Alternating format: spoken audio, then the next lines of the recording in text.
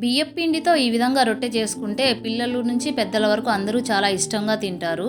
Process మొదలు పెట్టేద్దామండి. ఈ రొట్టె పెరుగు, పపల పొడి వేసుకొని కలుపుకొని నంచుకొని తింటే చాలా బాగుంటుంది. ముందుగా 2 పెద్ద క్యారెట్ తురుముకొని పక్కన పెట్టుకోవాలి.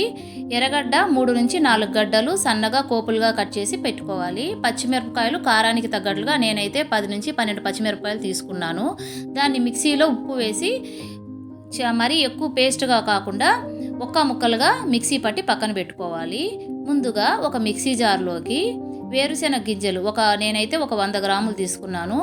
పలుకులుగా గ్రైండ్ చేసి పక్కన పెట్టుకోవాలి. ఒక ప్లేట్లోకి అరకిలో బియ్యపిండి తీసుకున్నాను. అందులోకి 2 స్పూన్లు జీలకర్ర, 2 స్పూన్లు నువ్వులు వేసుకున్నాను. దాంతోపాటు మనం మిక్సీ పట్టి పెట్టుకున్న వేరుశెనగ గింజలు కూడా అందులో వేసుకున్నాను.